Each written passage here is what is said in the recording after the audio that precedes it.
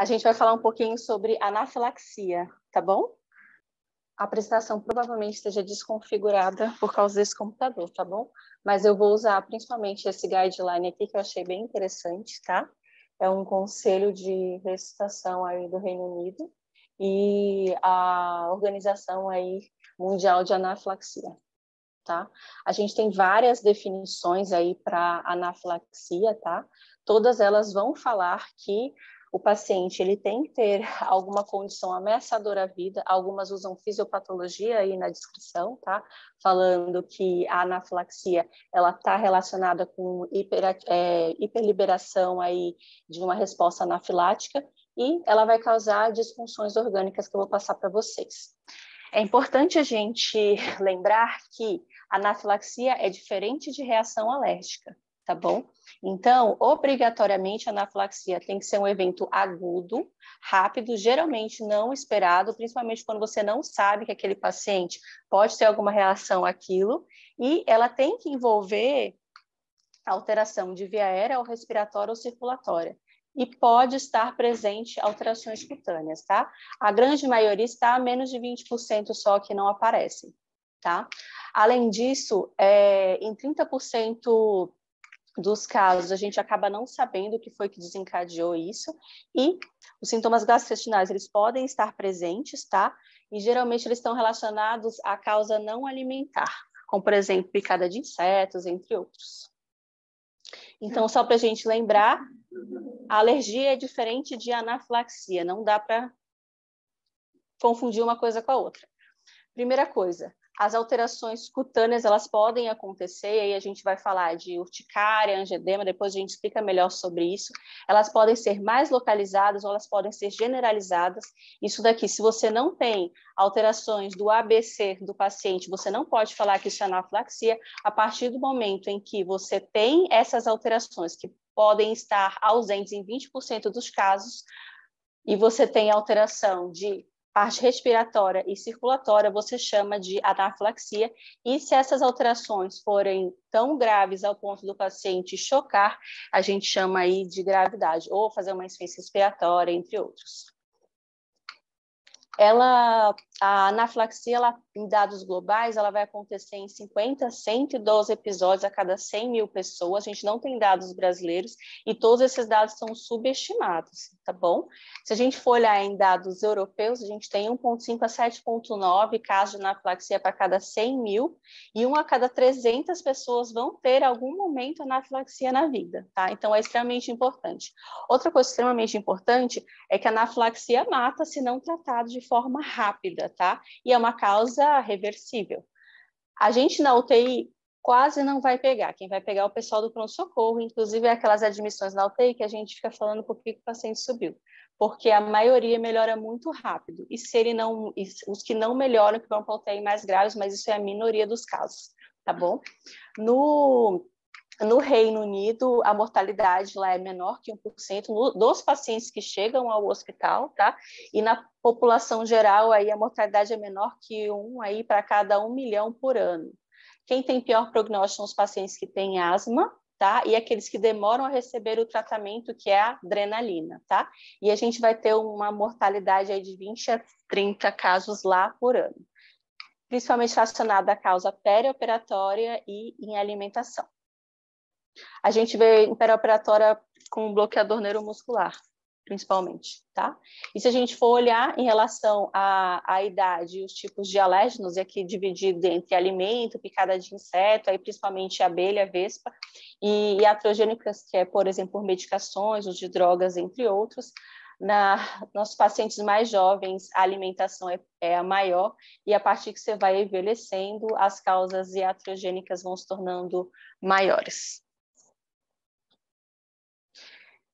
A gente tem que lembrar também que existe risco de recorrência, tá bom? Então, todos os pacientes que internarem com anafilaxia, eles têm que ser encaminhados para um acompanhamento ambulatorial a posteriori. Isso tem que acontecer. E, geralmente, quem tem que fazer isso é o emergencista, porque a grande maioria nem fica internado, tá bom?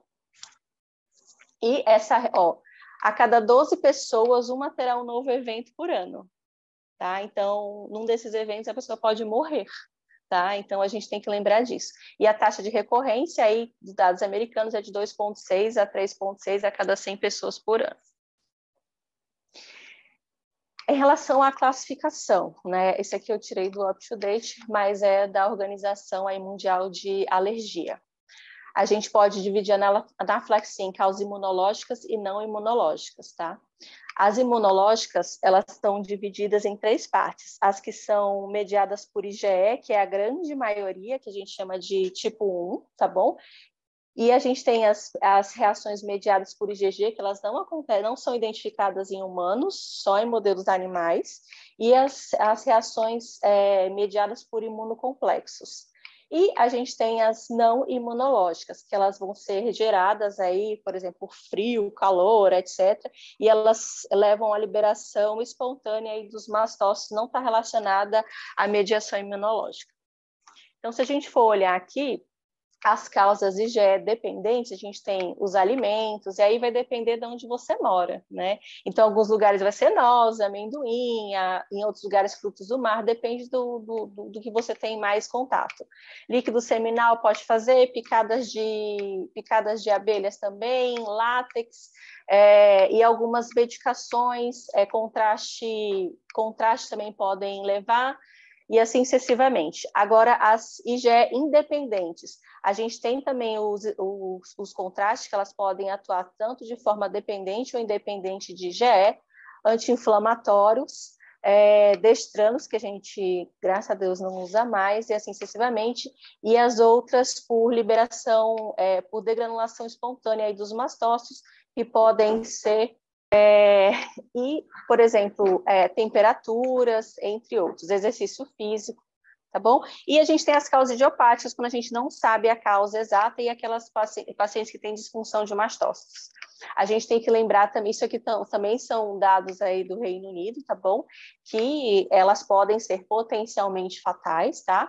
E lá no Reino Unido, 19% dos casos fatais estão relacionados a alimentos, 39% a medicações e 14% a picadas de inseto, tá? Das medicações, a gente tem os bloqueadores, os anti-inflamatórios, a gente tem os bloqueadores neuromusculares, a gente tem antibióticos aí na jogada. Tempo para morrer, está tudo desconfigurado. Então, tempo para o paciente evoluir com óbito. Paciente que por alimentos, geralmente 30 minutos, tá? E os alimentos, eles levam a muita insuficiência respiratória com broncoespasmo. Por insetos, 10 a 15 minutos, e medicações IV 5 minutos. Por quê? Porque você está injetando o alérgeno direto na sua corrente sanguínea, tá? Então, são casos mais graves. Mas talvez o prognóstico de medicações seja menos ruim, porque algumas você estará no ambiente hospitalar, né? Então, é uma emergência médica. Então, por que acontece isso? Então, se a gente for olhar, então o paciente tem uma exposição aí a um alérgeno, por exemplo, um pólen, qualquer coisa do tipo.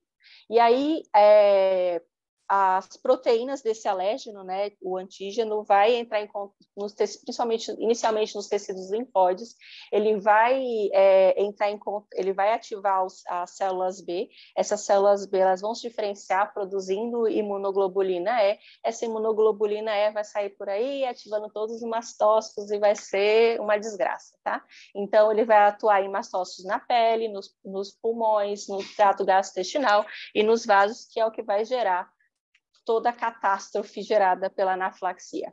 Então, se a gente for olhar, eu falei para vocês que o antígeno vai se ligar à imunoglobulina, que vai se ligar aos receptores específicos para essa imunoglobulina antígeno específica, tanto nos mastócitos quanto nos basófilos, e aí eles vão degranular. E eles vão liberar principalmente histamina, né?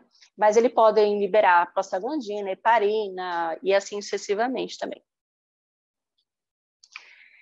Bem, a gente tem várias formas aqui que podem gerar essa anafilaxia, e aí a gente tem a principal, que é o tipo 1 que eu falei, que é por IgE, né, liberação de IgE, que é por alimentos, quimioterápicos, entre outros, e essas daqui, elas obrigatoriamente, na verdade não é obrigatória não, mas elas podem ser sensíveis à dessensibilização, aí depois quando, isso em acompanhamento ambulatorial depois. Quando você fala em quimioterápicos, alguns anticorpos monoclonais, eles podem ativar também citocinas e fazer liberação de fatores de necrose tumoral, interleucina, aí o paciente pode fazer febre, pode ficar hipotenso, ter náusea, dor, entre outros. Alguns quimioterápicos também, eles podem atuar tanto por liberação de GE como por liberação de citocina, degranulação dessas citocinas aqui, na verdade, por ativação de linfócitos T, monócitos, macrófagos, e alguns casos, eles são por ativação via complemento, tá bom? E aí seriam umas formulações antigas aí, por exemplo, de Propofol, e alguns antibióticos. A histamina, ela vai atuar aí principalmente na pele, nos vasos, mas a gente vai ver isso melhor. A gente também pode ter liberação aí de triptase pelos mastócitos, tá? Que vai ativar complemento e pode ativar a cascata de coagulação também. E a gente tem também uma liberação a esses leucotrienos que vão atuar principalmente nos pulmões do paciente, tá? Então, se a gente for olhar, todo o organismo pode ser acometido, e aí, pela presença da histamina, a gente pode ter sintomas leves, como, por exemplo, rinorreia, e pode levar a angioedema, placas pelo corpo, estridor laringeu. Na parte respiratória, o paciente pode ter tosse, broncoespasmo, hipoxemia. No trato gastrointestinal, náusea, vômito, dor abdominal, diarreia. Cardiovascular, hipotensão, taquicardia, vasodilatação e assim sucessivamente. E na pele a gente vai falar um pouco. E lembrar também que o paciente ele pode ter alteração aí de nível de consciência associado principalmente à hipoxemia, e ele também pode ter isso relacionado a hipofluxo relacionado a choque, tá bom? Olho vermelho, entre outros. Então, só para a gente diferenciar, o angioedema é quando você tem edema de partes moles, aí principalmente na face, você pode ter nas genitálias, nas extremidades, e você tem a urticária, que pode ser disseminada ou só localizada onde é que você fez, onde por exemplo, quando alguma medicação, alguma coisa do tipo, em que o paciente faz umas placas que geralmente são pruriginosas, tá? Se você só tiver isso, é uma reação alérgica, para você dizer que é uma anafilaxia, o paciente tem que ter alteração da parte respiratória ou circulatória, tá? O que é mais interessante para nós da UTI seria o choque relacionado, né? Por que esse paciente choca? Lembrando que também é uma forma de choque distributivo, tá bom? O mecanismo ele é bem parecido com, por exemplo, acontece na sepse, é um choque vasoplégico, você veria as mesmas alterações que você veria, por exemplo, num choque séptico, tá? Então, o que você tem? Pela liberação desses mediadores inflamatórios, tudo isso, o paciente de citocinas, ele vai fazer, e de histamina, ele vai fazer vasodilatação, então ele vai aumentar o continente, mantendo o conteúdo. Isso também leva a uma hipovolemia relativa, igual você na sepse, tá? E vai levar a hipotensão do paciente também. Fora isso, a liberação de citocinas, a própria histamina aumenta a permeabilidade capilar e você tem extravasamento de fluido. Isso vai gerar edema de terceiro espaço, que pode fazer edema de via aérea, broncoespasmo. Fora isso, você tem já que você tem uma hipovolemia real e relativa, você tem diminuição também de pré-carga e você também pode fazer disfunção cardíaca relacionada à anafilaxia, principalmente em casos mais graves, e o paciente também pode ter arritmias, tá? Isso pode levar à redução da perfusão coronariana. Além disso, com o mecanismo protetor, o organismo libera óxido nítrico. Por quê? Porque o óxido nítrico ele tende a fazer broncodilatação e o óxido nítrico também diminui o efeito da histamina. Só que é ruim para nós, porque faz vasodilatação e o paciente choca, tá bom? E faz vasodilatação coronariana também, então o paciente pode fazer um infarto tipo 2, tá? E hipotensão, hipoxemia, hipoperfusão tecidual, choque, enfim, é isso. Tá? Então, é uma urgência. Tem vários fatores que estão relacionados aí, que podem fazer, que estão relacionados com a evolução do paciente. Então, por exemplo, bebês, eles não vão demonstrar, eles não vão falar que estão sentindo alguma coisa, então isso leva a pior prognóstico para eles. os adultos jovens por fatores de exposição, os pacientes idosos estão mais relacionados a casos com medicações, gestantes também. Outras coisas que podem levar a piores desfechos, pacientes asmáticos, já tem asma, se faz anafilaxia e o negócio está bem ruim, né? Doenças cardiovasculares, pacientes que têm doença aí de mastócitos, pacientes que já têm antecedente aí de rinite alérgica, de eczemas, doenças psiquiátricas. O uso concomitante aqui de etanol, sedativos, isso é mais porque você pode ter fatores confundidores, né? Que talvez você demore a diagnosticar, e outros fatores podem amplificar o efeito destrutivo da anafilaxia, que é, por exemplo, exercício, paciente que está aí com estresse emocional, entre outros. A gente tem vários diagnósticos diferenciais que vão aí desde paciente com transtorno de ansiedade até todos os diagnósticos diferenciais aí dos tipos de choque, tá bom? E é uma coisa que a gente tem que pensar, tá?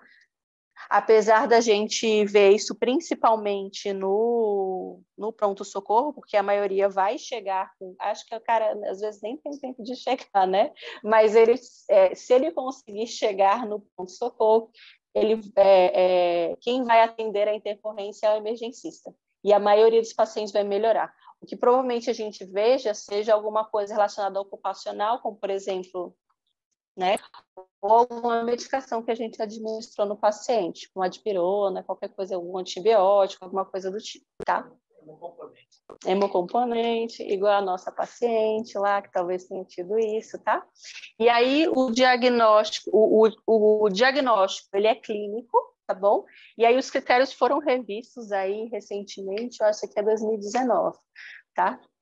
Aqui fica melhor para a gente ver. Mas para a gente falar de critérios, isso aqui não são critérios que aumentam a sensibilidade e a especificidade daquilo ser, tá bom? Então, a gente tem um paciente que tem que ter um início agudo, tá? E ter alterações cutâneas ou mucosas associadas, e ele tem que ter, além disso, a presença de pelo menos um desses, que é a alteração da parte respiratória, tá? Alteração da parte circulatória ou alteração de gastrointestinal. E essas alterações gastrointestinais, elas têm que ser alterações, tipo assim, uma cólica mais forte, náusea, vômitos, e assim sucessivamente, tá? Ou o paciente também ter uma evolução aguda de hipotensão, broncoespasmo ou sintomas laringeus, tipo rouquidão, estridor laringeu, entre outros, tá?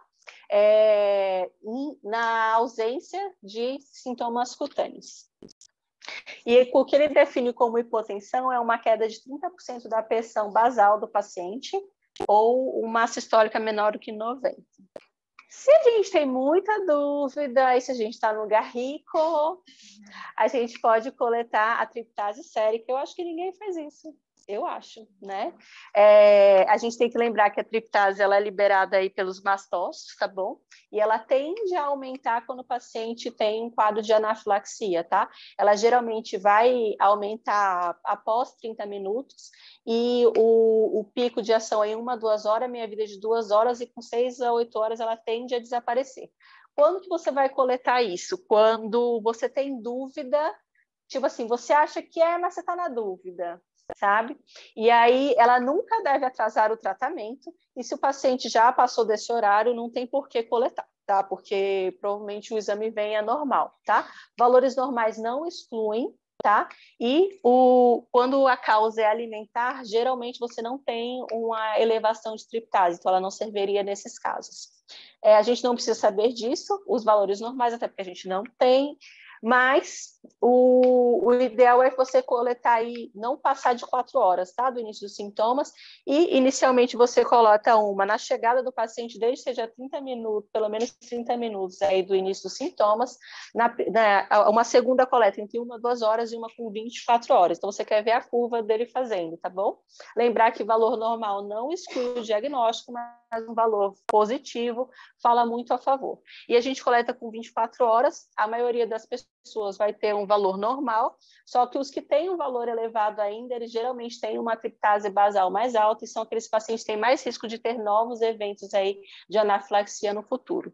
talvez seja um que tem que andar com canetinha de adrenalina, se conseguir comprar, né? Porque aqui não tem. A gente pode também classificar, né, os pacientes, sendo que o paciente classificado como 1 ou 2, eles são não anafiláticos, que eles não têm alteração respiratória e circulatória, tá bom? Mas o paciente classificado como 1, né? Ele tem que ter alteração cutânea ou de parte respiratória ou alteração conjuntival aqui também, tá? Se ele tiver um desses, ele é classificado como 1, se ele tiver 2 ou mais, classificado como 2. Anafilaxia é de 3 para cima, tá bom? E aí, para você falar que o paciente ele está na classe 3, o paciente ele tem que ter alteração de via respiratória, então broncoespasmo leve, tosse, sibilos, ou gastrointestinal, como dor abdominal, vômito, diarreia, tá? Ou contrações uterinas aqui, tá? Acho que isso vai ser em gestante, né? E ele pode ter essas coisas aqui também, tá? Quando a paciente está numa classe 4, ele tem um quadro mais grave do que no quadro 3. Então, ele tem um broncoespasmo mais grave, o paciente ele pode ter laringoespasmo, estridor laringeu também, e o choque sempre vai ser paciente com classe 5. Então, assim como o PENS pode ser sepse, PENS pode ser anafilaxia, quando o paciente tem um quadro agudo, que ele tem alteração de via aérea, respiratória ou circulatória, tá? Que pode ou não estar acompanhada de alterações cutâneas. E sempre que você pensar, o tratamento é adrenalina, certo? Outra coisa que a gente tem que lembrar, quando o alérgeno é alimento, principalmente o paciente tem alterações respiratórias, tá? Quando a causa é medicações ou iatrogênicas, aí é veneno, medicações e assim sucessivamente, principalmente em pacientes idosos, e aí eles têm mais alterações circulatórias, tá? E quando é de picadas de insetos, o paciente também tem alterações circulatórias e respiratórias. Então, beleza, se a gente fosse fazer o ABC no paciente, a via aérea, o que a gente tem que prestar mais atenção, que são sintomas de gravidade, né? Então, o paciente faz alterações de voz, tem estridor laringeu, tá? Paciente que faz também, que tem edema de vias aéreas também, tá bom? E aí lembrar que isso tudo pode levar o paciente a uma via aérea difícil. Mas vocês não vão precisar entubar a maioria dos pacientes, tá? Pode ficar tranquilo. Problemas respiratórios, então, paciente com hipoxemia, aqui ele considera para a gente já ficar de olho uma saturação menor que 94, tá? Parada respiratória, broncoespasmo grave e assim sucessivamente. Paciente já com sintomas de dispneia importante. E circulatório, que pode ser tanto paciente com sinais de choque, tá? Então, hipoperfusão, hipotensão, paciente com alteração de nível de consciência nacional, hipoperfusão do sistema nervoso central e parada cardíaca. Lucas, como é que você trata o paciente? Como é que você faria uma adrenalina?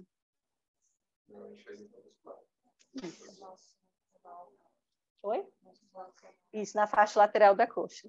Tá, e qual é a dose que você faria? Yes. Então, eu achei esse guideline, a gente tem vários guidelines, mas esse aqui é tipo um SLS da anafilaxia, por isso que eu gostei mais dele, porque ele é mais direto, tá bom? Então, se você acha que é anafilaxia, você tem que prestar atenção no ABC do paciente, tá bom? Você tem até o D e o E aqui, mas você principalmente vai olhar o ABC do paciente, e aí você tem que ver, isso aqui eu não vou ter conduta para isso, porque a conduta primeira vai ser adrenalina, tá? Mas o que eu tô falando assim, isso é o que você vai observar para você falar que isso é uma gravidade, tá bom? E aí, dentre da parte de via aérea, estridor laringeu, alteração de voz, parte respiratória, paciente que está desaturando, que está fadigado, que está cianótico, que tem esforço respiratório, e pacientes que têm hipotensão, alteração de nível de consciência, tá? Lembrar que sempre que você e ver se o paciente tem alterações cutâneas também. E lembrar que se você está sozinho, um paciente passando mal, você tem que chamar ajuda, tá? Então, se você está com um paciente na rua, em qualquer lugar, você tem que imediatamente pedir o socorro, porque você não vai ter uma adrenalina ali, levar o paciente no pronto-socorro, fazer qualquer negócio. Se você está no... Porque o tratamento é adrenalina, tá? E se você está aqui, você tem que chamar outras pessoas para te ajudar. Outra coisa também é remover o que está causando. Então, se for uma picada de inseto, tentar tirar o ferrão. Tá? E se for uma medicação que está sendo infundida, interromper imediatamente a medicação, tá? Chamar por ajuda, principalmente se você não está num ambiente hospitalar, tá? E posicionar o paciente da melhor forma possível. Se o paciente não tem sintoma respiratório, ele provavelmente não vai ficar confortável deitadinho com a perna para cima, então você deixa ele numa uma posição semi-sentado, tá? Nunca o cara deixa o paciente de pé, e se ele não tem quadro respiratório, o ideal é você deitar o paciente e levantar as pernas dele. O tratamento imediato é adrenalina, e a adrenalina é intramuscular. Estou no UTI, não posso fazer EV? Não, não pode fazer EV. Mas eu quero, não pode. É intramuscular, tá bom? Por que é intramuscular? Por causa que se você fizer EV, meio mlzinho da adrenalina, você pode levar ataque, arritmia, hipertensão, AVC, infarto e assim sucessivamente, porque o paciente vai fazer um pico de hipertensão violenta. Não pode, tá? Atraso leva a pior desfecho, a gente faz intramuscular sempre, e a maior parte dos pacientes vai melhorar na primeira dose que você faz. Eu tenho dúvida, eu não sei se faz adrenalina intramuscular, porque os efeitos colaterais são mínimos, tá? Então, você está pesando risco e benefício, você tem dúvida, não sei o que faz adrenalina intramuscular no paciente, tá bom? Só menos de 10% vai precisar de uma segunda dose, que deve ser administrada após 5 minutos, se a primeira dose não funcionar, tá bom? E se você precisar de uma terceira dose, aí sim você vai fazer ela intravenosa. Quando é que você diz que o caso é refratário? Quando você tentou 2 vezes adrenalina e não resolveu. Outra coisa também que ele deixa aqui no guideline a primeira coisa, a adrenalina. E aí, se você estiver no ambiente hospitalar, é claro, vai monitorizando o paciente, coloca oxigênio nele, principalmente se ele tiver quadro respiratório, e aqui eles recomendam fazer oxigênio de alto fluxo, uma máscara não inalante, a gente vai dar qualquer oxigênio para garantir a saturação, porque a gente está monitorizando o paciente aqui, né? E aí, coletar os exames que precisar, tudo mais. Se ele não respondeu em 5 minutos, você repete outra adrenalina para ele, e só se ele não responder a segunda, você pode fazer EV, mas é uma diluição diferente, tá bom? Você não vai fazer ele puro. No puro você faz na parada só, tá? E aí, se tiver hipotensão, você vai expandir volemicamente. Esse guideline fala para você fazer aí de 500 a 1 litro no paciente, outros falam para fazer 20 ml por quilo, tá? De volume no paciente, tá? Lembrar que a dose da adrenalina é meia ampola ou meio miligrama, mas ele também, alguns lugares recomendam 0,01 por quilo, tá? Se for um paciente muito pequeno. Por que a adrenalina a gente usa? Eu já falei isso para você, então não pode ser você. Por que a gente usa adrenalina? Por que a adrenalina é o que resolve a vida do paciente? Também. Quem mais? Quem dá mais? Quem dá mais? Vamos, acordem. Você que está dormindo aí no chão. Está jogado. Por quê? Pelos efeitos também. Tirar o paciente da urgência de um iniciador, né? De fechamento de área superior. Mas como é que ela atua fazendo isso? Mas faz transmissão, diminui o edema. Isso. E bronquodilatação também. Isso. Então, a adrenalina, ela tem um efeito alfa, que é vasoconstritor, tá? E fora isso, ela faz vasoconstrição pré-capilar, então ela diminui edema de glote. Outra coisa, ela tem um efeito beta, tá? E aí ela vai fazer, pelo efeito beta 2, ela faz broncodilatação, e pelo efeito beta 1, ele faz inotropismo, então ela melhora a força de contração do coração.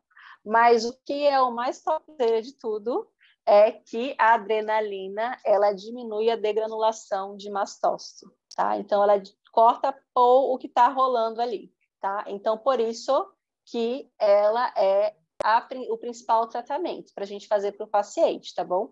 Então, ó, pelo efeito beta 1 e beta 2, ele vai diminuir a liberação de histamina e de leucotrienos, e ela atua diretamente no receptor beta 2 adrenérgico dos mastócitos, inibindo a sua ativação. Então, ela diminui a liberação de IgE, que é o que está fazendo lá a ruindade no paciente, tá? Então, tem que ser adrenalina, ou seja, é adrenalina. Isso aqui é para você também, Lucas.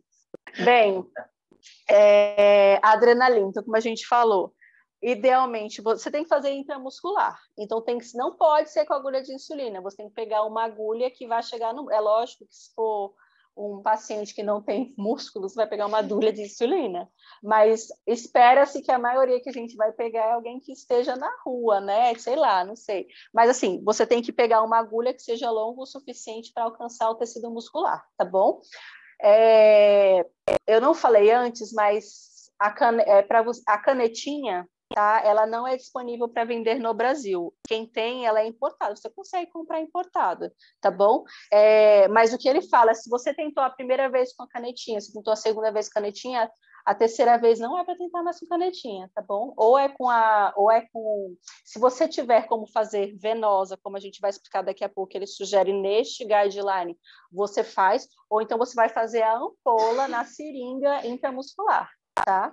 No hospital, a gente provavelmente não vai usar isso, a gente vai usar a ampola mesmo, tá? Então, na face lateral, no terço médio da coxa, a agulha deve alcançar o músculo e o subcutâneo inalatório não é a recomendação principal. Pode fazer? Pode, mas isso é só se você não conseguir fazer, mas eu não consigo imaginar por que você não faria, tá bom?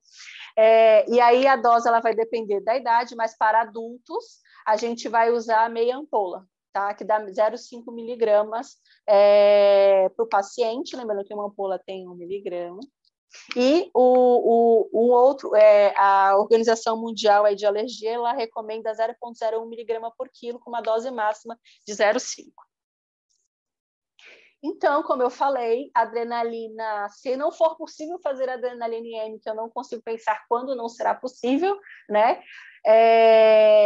Você pode optar pela inalatória, só que a dose é uma dose bem maior do que geralmente a gente usaria, tá bom? A gente usa, eles falam para colocar 5 ml da adrenalina, então são 5 ampolas para inalar, tá? Para o paciente. Não é diluída assim, você pode até, tipo, ele fala só para colocar 5 ml, eu não sei se você dilui ou não, mas 5 ml tá bom para inalar, né? Tá? Mas é 5 ml de adrenalina pura, se você for fazer. E você pode fazer também nos pacientes que têm estridor laringeu importante. Mas não é um ou outro. Você está fazendo, você já fez a intramuscular e, eu estou a fim de fazer a inalatória porque ele tem estridor laringeu. Aí você faz também. Mas não é, eu vou fazer esse, não vou fazer intramuscular, tá?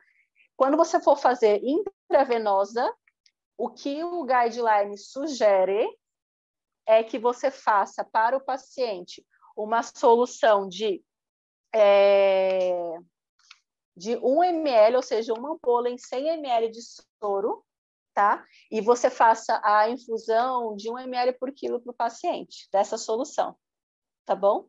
A gente, provavelmente, se tivesse na nossa UTI, a gente ia fazer a nossa solução de adrenalina. Mas eu acho que a nossa solução de adrenalina é 3 vezes mais concentrada que essa daqui, tá bom? Porque a gente faz 16 ampolas para 250. Tá bom? Só para vocês saberem. E o que ele sugere neste guideline também, eu fiz a primeira intramuscular, fiz a segunda intramuscular, não deu, aí eu vou fazer isso aqui, ó. Tá bom? Outras medicações que a gente gosta de usar, mas não tem evidência nenhuma. Antihistamínico. Não é recomendado um tratamento de emergência. Nunca deve ser usado, tipo, pega lá o antihistamínico e não dá adrenalina. A adrenalina é o tratamento, tá? Se eu quiser dar, porque eu estou a fim de dar, eu posso até dar, mas desde que não atrase a minha adrenalina. Mas ela nunca deve ser usada em detrimento da adrenalina, ela não é droga de primeira linha, e você pode usar para reduzir os desconfortos cutâneos gerados pelo alérgeno, tá bom? É só por isso. Mas ele não vai reverter a anafilaxia, sendo que a anafilaxia são sintomas de gravidade. Tá bom? A gente geralmente vai preferir os anti-H1, tá? Que não tem efeito sedativo, é mais porque se ele ficar sonolento, às vezes você vai ficar confuso do que está acontecendo, se é anafilaxia ou se é a medicação, tá bom? E a gente não tem mais ranitidina no mercado, mas não era recomendado. Corticoide também não é para usar de rotina nesses pacientes, tá bom? Não serve para tratar anafilaxia, tá? Eu não estou falando, você pode fazer essas coisas para reação alérgica. Eu estou falando de anafilaxia. São coisas diferentes, tá bom? E você pode fazer como uma segunda opção, junto com a adrenalina nos casos refratários. Eu vou falar sobre reação bifásica, mas será que previne? Será que não previne? Mas a resposta é não. E você pode usar nos pacientes que têm asma também, né? Então, eu tenho asma e fiz anafilaxia, aí você poderia associar, tá? Mas, independente de eu ter asma ou não, se eu tiver com quadro de anafilaxia, é adrenalina, tá? E paciente que evoluiu com choque, você também pode associar. Aqui ele ia ganhar, porque a gente ama um corticoide. A gente gosta de um corticoide, tá? Broncodilatadores, você pode usar em paciente asmático, de novo, não vai, é adrenalina que você vai dar ao paciente, você não vai ficar fazendo um salbutamol inalatório no paciente se você não der adrenalina, tá? Você pode usar. Paciente que tiver sintoma respiratório, pacientes asmáticos, aí você pode usar o salbutamol ou ipatrópio, beleza? Então, o que é um caso refratário? É aquele que eu já fiz 2 doses de adrenalina e ele continua ruim, tá? Beleza, o que a gente vai fazer, então, nestes casos? Pega o acesso periférico aí do paciente, se ele ainda estiver no ambiente de pronto-socorro, né? Na UTI, provavelmente ele já tem um acesso. E aí você vai fazer expansão volêmica no paciente, tá bom? E aí você vai repetindo a adrenalina intramuscular a cada 5 minutos até você conseguir o acesso nele, tá? Dá oxigênio para o paciente e aí você pode, então, fazer ela intravenosa, tá? Daquela forma que eles orientam aqui, a gente provavelmente usaria a adrenalina na nossa solução. E monitorizar o paciente, tá bom? Aqui ele fala que você poderia, nestes casos, você poderia coletar a triptase sérica, tá? Que a gente usou lá no diagnóstico também. Bem, começou a infusão de adrenalina no paciente, sempre começar a infusão periférica e depois que você puder, você tenta estabelecer um acesso central. Não é para esperar você ter um acesso central para você fazer isso, porque senão o paciente morre e você atrasa seu tratamento, tá bom? Lembrando que se eu não tiver acesso, se eu não tiver nada, eu posso ficar fazendo intramuscular até conseguir, tá bom? Se você estiver fazendo adrenalina no acesso periférico, não é para deixar nenhuma medicação junto, tá bom? E não é para infundir no braço que tem monitorização não invasiva da pressão, porque senão aumenta a chance de ter extravasamento. Lembrar disso. Troca o manguito de lugar, tá bom? E ficar de olho que o paciente pode ficar hipertenso, pode acontecer tudo isso, né? Beleza? E aí você continua no ABC do paciente, tá? Então, eu continuei o ABC. Lembrando que naquela primeira vez, quando eu falei o ABC, a gente está atrás de sinais de gravidade no paciente. Você vai ter conduta no ABC, principalmente agora, tá? Então, quando você for olhar, esse paciente tem edema ou se ele não tem, se ele vai precisar ser entubado ou não, tá?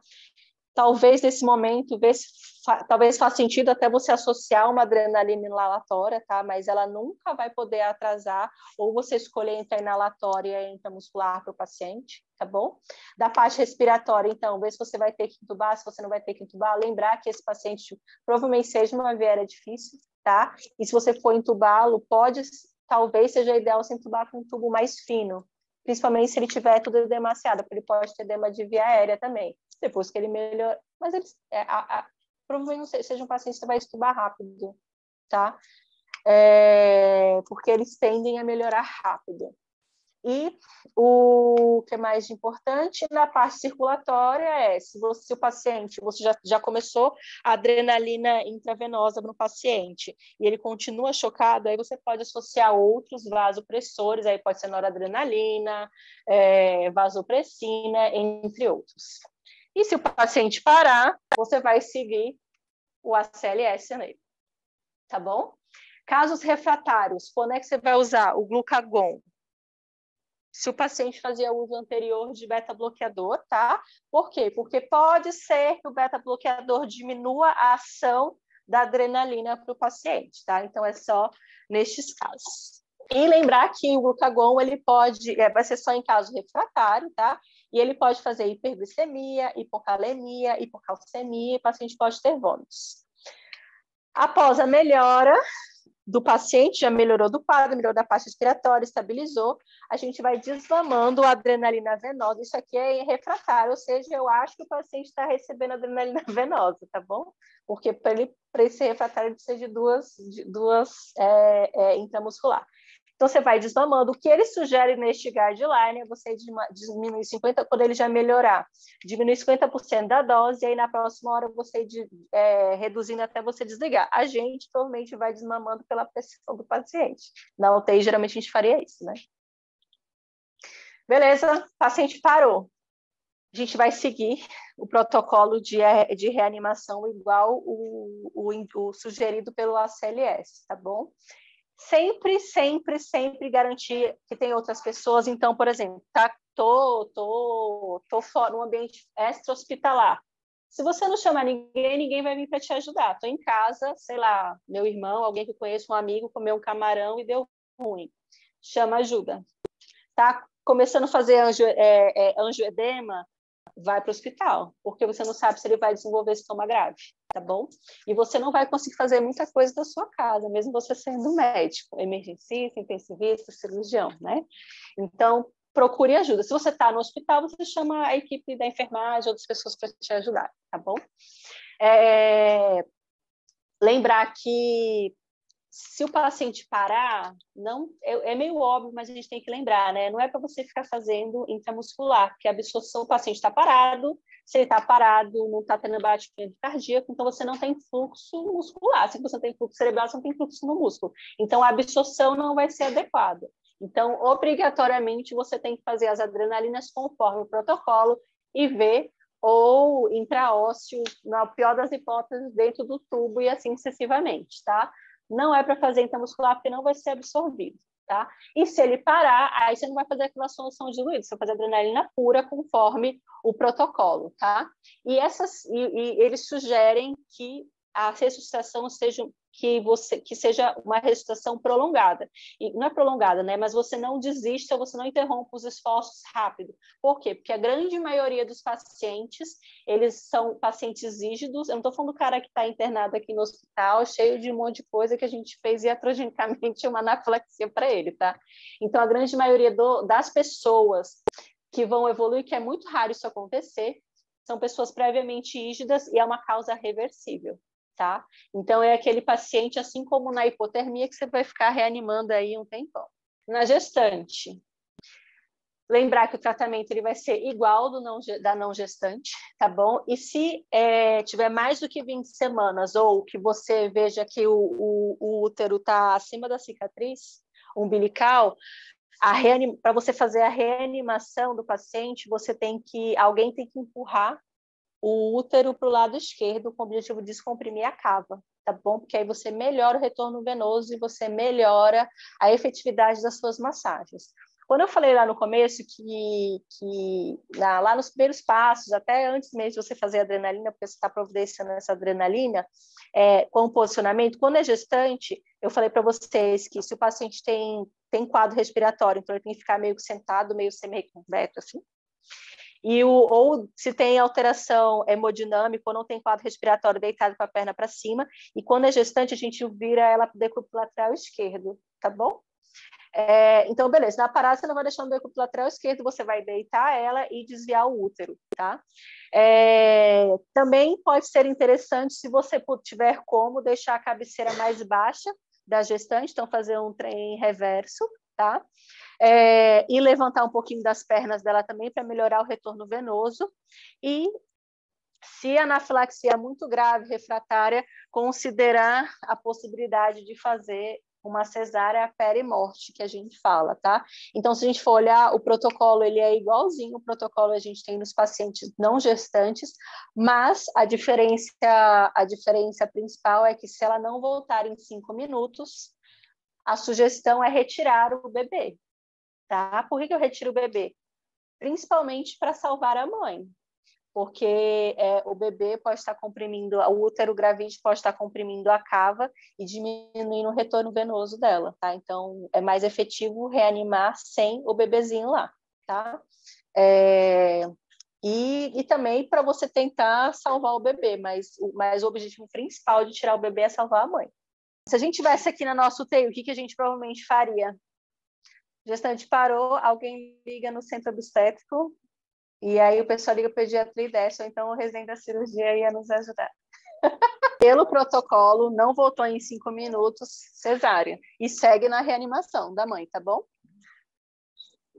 Essas outras causas de parada a gente não vai discutir, porque a gente está falando aqui de anafilaxia, né? Então, parou por choque ou insuficiência respiratória. O que essa reação bifásica ela vai acontecer em menos de 5% dos casos, então a grande maioria vai melhorar e vai embora e feliz, tá bom? E 50% desses menos de 5% que vão ter, ela vai acontecer entre 6 e 12 horas após o primeiro sintoma, tá? Por que é importante saber disso? Porque alguns pacientes, eles precisam ficar em observação, então não é aquele que melhora, porque o paciente melhora e fica ótimo. Tipo, ele chega quase morrendo, ela vai salvar a vida dele, e aí, tipo, ele fica ótimo, mas você fica, nossa, o que esse paciente está fazendo aqui, né? Mas alguns podem ter uma nova anafilaxia depois, tá? Pode acontecer com qualquer tipo de estímulo, mas alguns casos são mais comuns, por exemplo, com alimentação, principalmente, ou com alguma medicação de liberação mais lenta, se for algum remédio que fez de liberação mais lenta, ou com algum alimento, alguma coisa que ele foi metabolizado depois, tá bom? Quais são os fatores de risco? Quando o paciente tem um quadro inicial mais grave, aqueles pacientes precisaram de mais de uma dose de adrenalina e aqueles que demoraram a ter algum atendimento, tá? Mas se a gente for olhar, eu preciso de 41 pacientes, tipo assim, eu vou ficar em observação. Eu deixei 41 pacientes que internaram com anafilaxia mais grave para ter a reação bifásica, tá bom? Ou eu preciso ter 13 pacientes em observação para deles ter a reação bifásica quando é aquele que usou múltiplas doses de adrenalina. Tá bom? Então, é muito raro acontecer, mas se acontecer, é bem ruim. Então, sugere-se que, principalmente nesses casos, o paciente, mesmo que ele melhore, ele fique em observação, ou num pronto-socorro, ou numa UTI. E se ele tem que ficar em vigilância, eu não vou mandar ele para uma enfermaria, apesar dele estar dentro do ambiente hospitalar, tá bom? Beleza. Tá bom, eu acho que ele tem risco de fazer acometimento bifásico. Então, faz sentido eu fazer corticóide antihistamínico? Não, não faz. Mas eu posso fazer? Posso, eu posso fazer tudo na minha vida. Mas não tem evidência, tá bom? Provavelmente não vai fazer diferença para o paciente você dar antihistamínico ou corticóide para ele, tá bom? Não vai prevenir que aconteça. Se acontecer, o que você vai fazer? Você vai fazer adrenalina. Pronto, beleza, melhorou, aí você manda o paciente embora. Você tem esse guideline aqui, que ele é americano, tá bom? Ele só traz umas coisinhas só diferentes, que eu acho interessante falar, que ele sugere que ele sugere que fiquem em observação pacientes que tiverem quadros graves, então aquele que chocou e assim sucessivamente, paciente que precisou de mais de uma dose e pacientes que têm uma diferença sistólica e diastólica muito alta, aqueles que você não sabe a causa que levou à anafilaxia, e ele fala aqui também de crianças quando você tem uso de medicações, tá? Ele também fala, ele faz aqui meta-análises, tá bom? mas eu não trouxe porque senão a gente nunca sairia daqui. Mas ele fala que, inclusive aquela meta-análise que eu mostrei antes é desse guideline aqui. Ele fala que é interessante quando é que você pode usar antihistamínico e corticoide para prevenir? Naqueles pacientes em que já tiveram em protocolo de quimioterapia, tá? Para evitar reação anafilática. Isso aqui faz sentido você fazer, pode diminuir. E ele fala que quando você tem casos de contraste ou paciente com risco de bifásico, não faz sentido você dar, tá? A maioria dos protocolos de dessensibilização de contraste, eles fazem, mas não tem tanta evidência, provavelmente não vai melhorar. E se ele for fazer, ele vai fazer independente daquilo, tá bom? Quando é que você dá alta para o paciente? Você dá alta rápido se for aquele paciente que não teve quadros tão graves assim, aquele paciente que melhorou na primeira dose, resolveu totalmente os sintomas e paciente que vai conseguir se cuidar, tá? Tipo, mora num lugar muito longe, não tem a condição de assistência, deixa ele em vigilância pelo menos 12 horas. O paciente não tem ninguém para cuidar dele. Não sei o que não, ele é melhor ficar em vigilância, mesmo que a chance dele ter quadro bifásico seja muito pequena. No mínimo por 6 horas, se o paciente precisou de 2 doses de adrenalina ou se ele já teve em outro episódio quadro bifásico, tá bom? E quem vai ficar com 12 horas de vigilância são aqueles pacientes que eu falei que tem mais chance, tá? Ou se está no meio da noite, ou se é um paciente em que o acesso, ele mora longe, o acesso a serviço de saúde seja muito ruim. Eu vou sugerir para vocês, vocês já assistiram esse anime? Não sei se vocês gostam de anime, eu gosto. Cells at Work, tem na Netflix. Já acabou a aula, tá? Mas eu quero falar isso aqui para vocês. Esse anime aqui, ele é muito legal. Ele fala sobre o corpo humano e ele fala que cada célula é um personagem. Isso aqui é uma hemácia, isso aqui é um neutrófilo, isso aqui é uma plaqueta. E tipo assim, isso aqui é um eosinófilo, esse aqui eu acho que é um linfócito B, entendeu? O T-helper é natural killer. Então, assim, cada episódio dele, ele, por exemplo, tem um episódio que fala sobre alergia que vai falar sobre alergia ao pólen do cedro. E aí ele conta o episódio, são 20 minutos o episódio, bem. Então tem o de infecção por estáfilo, tem de sangramento, tem de tudo. Então, assim, eu acho bem legal. Então, eu sugiro que vocês assistam. Só isso mesmo. Só. Mas os intensivistas não vão pegar. Quem vai pegar é ela? Mas se vocês pegarem, é porque ele melhora muito rápido o paciente, né? E outra coisa que eu ia falar para vocês. Eu digo assim, tem urgência. Se o cara faz tipo assim, picada de inseto, tá lá no meio, tá lá numa fazenda, não dá tempo dele chegar. Ainda mais se ele não sabe. Mas a canetinha é essa daqui. Como usar EpiPen em outra pessoa? Se seu filho ou alguém conhecido tem alergias graves, é importante que você aprenda a usar o EpiPen corretamente. Dessa forma, você se sentirá mais confiante e preparado, caso aconteça uma reação alérgica grave. No caso de uma emergência alérgica, cada segundo é decisivo. E é por isso que o EpiPen deve ser usado ao primeiro sinal ou sintoma de uma reação alérgica grave. É só seguir estes 2 simples passos. Pegue o autoinjetor EpiPen com a ponta laranja virada para baixo e a azul para cima. Retire a tampa azul de segurança puxando para cima. Não dobre ou torça a ponta laranja na coxa. Posicione a ponta laranja no meio da parte externa da coxa.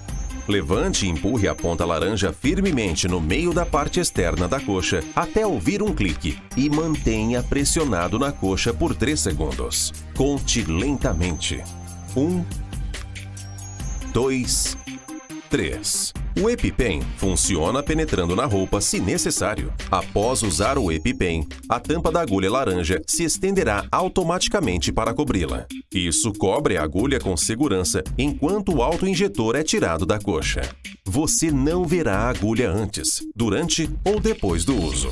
A tampa da agulha laranja estendida e o indicador preto nesta janela mostrarão que o EpiPen administrou a epinefrina. Lembre-se de que usar o EpiPen não substitui uma consulta ao médico ou uma ida ao hospital. Qualquer pessoa que receber uma injeção de EpiPen deverá buscar atendimento médico imediatamente. Os efeitos da epinefrina podem acabar ou pode haver uma segunda reação. Ligue para 192 ou leve a pessoa ao pronto-socorro logo depois de usar o EpiPen. Se os sintomas continuarem ou piorarem, você pode usar outro EpiPen após a primeira dose. Não aplique mais de 2 injeções, uma logo após a outra. Lembre-se de levar todos os autoinjetores EpiPen usados com você até o hospital. Entregue-os a um profissional de saúde para inspeção e descarte. Depois de obter ajuda médica, fique próximo a um hospital ou em um local de onde você possa facilmente ligar para o 192 nas próximas 48 horas. Se você é o principal responsável pela pessoa em risco, lembre-se de pedir uma... Então, gente, era isso que eu tinha para falar para vocês. Essas canetinhas, elas não estão disponíveis para venda no Brasil, mas elas podem ser importadas. É bem interessante que pessoas que têm antecedente de anafilaxia conhecido, eles tenham alguma adrenalina de fácil acesso, né? Principalmente se estiverem em lugares longe de serviços médicos, porque isso pode ser a diferença aí entre a vida e a morte, tá bom?